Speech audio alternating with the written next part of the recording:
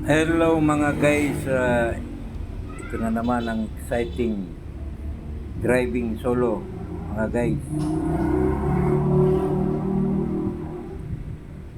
papuntang Zamboanga, galing Olongapo. Andito na ako sa San Benito sa Olongapo Gapan Road. Mga guys, andito na ako sa Dinalupihan, Bataan. Medyo malayo-layo to mga guys. At ang biyahe ko rito mga 5 hanggang 6 na araw. Solo driving lang to mga guys. Ihahatid ko lang tong tanker sa Zamboanga City. Pagdating doon, iiwan ko na at sakay uli ako pa balik. Pero mag-aeroplano na ako.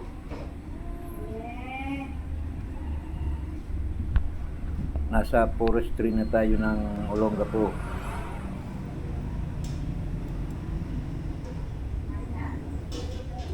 Update mga guys, andito na ako sa Atimunan, Quezon.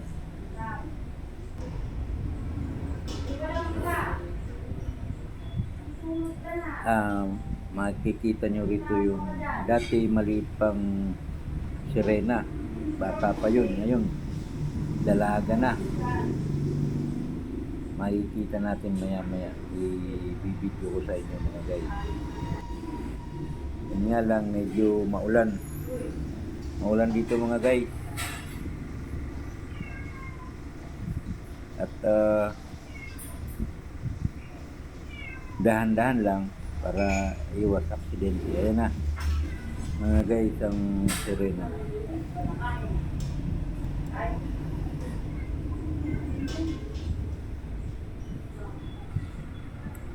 Approaching Gumaka mga guys, Gumaka, Quezon. At maya maya ay i-update ko kayo kung nasaan lugar na ako. May relays pa pala rito. Yan.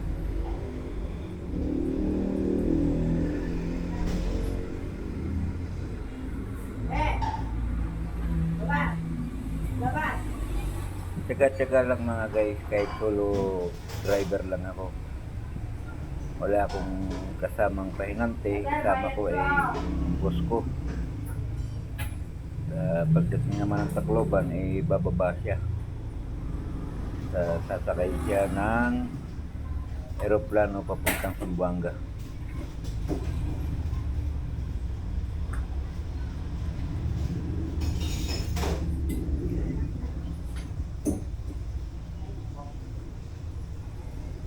At doon na lang daw niya ako hihintayin sa bahay nila sa Zamboanga City pagdating ko doon. Hoy! Ang arte-arte mo.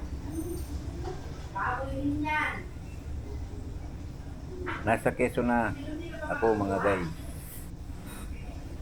At maraming ginagawang kalsada dito mabuti. Matnok na ako mga guys. Ito nga, maraming nakaparking na mga truck. Diretso na ako ng Matnok. May laro doon. Sana makasakay din ako ngayong araw para makatakbo ng Alin Samar, diretso hanggang Tacloban.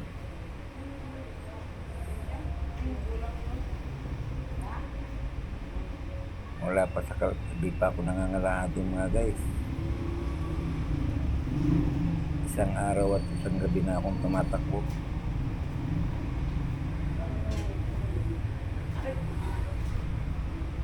Pero makakapagpahinga naman ako dahil sasakay naman sa barko.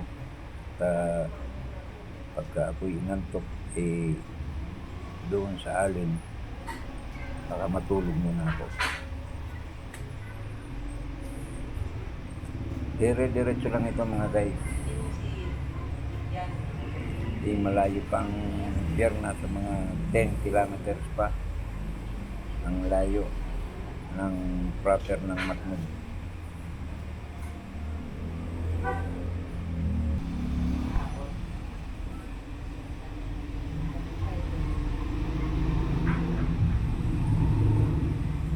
Approaching na mga guys dito sa Matnog.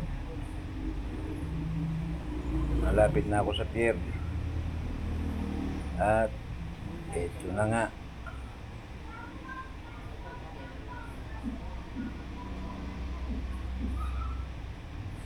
Sana guys makasakay agad ako para maaga akong makarating ng Tacloban. Approaching Matnog Ferry Terminal mga guys. Ayan na. May nakaparking pang bus sa dadaanan ko. At hindi tayo pwedeng dumaan doon sa kabila sa bandang kaliwa.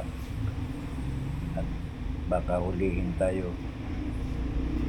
Dahil ang nakalagay doon sa placard ay yung going to Visayas, Mindanao ay dito ang daan. Yeah, dito tayo dadaan.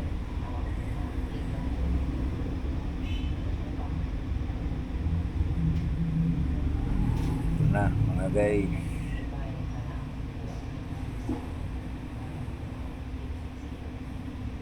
Titingnan na ng mga security kung meron tayong ticket, pero meron na. Doon pa lang sa bungad ay nakakuha na ako ng ticket.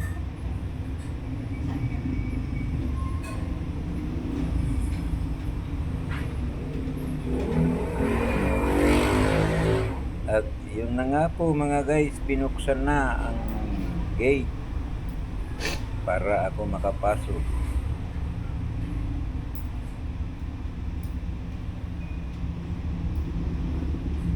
Okay. Guys, nakarating na ako ng Allen at ito, palabas na ako ng barko. At dire-diretso na to hanggang Tacloban. Hinto ko lang nito mga guys, yung kain lang. Tsaka tingnan nyo mga guys, marami na naman nakaabang ng mga sasakyan para makatawid papuntang Luzon.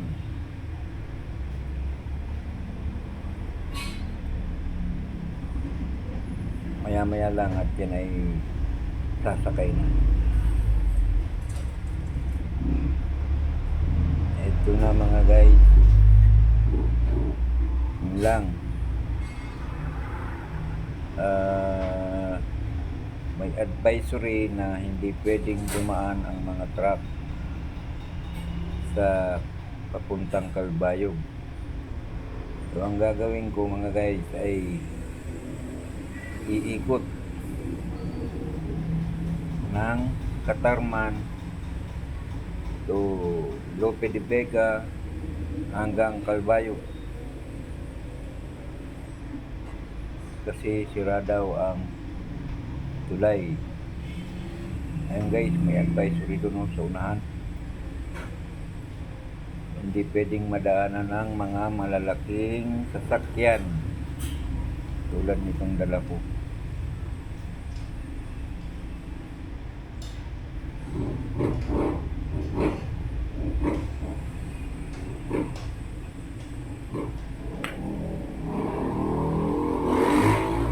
Bagong pagsapalar na naman ito mga guys dahil iikot ako.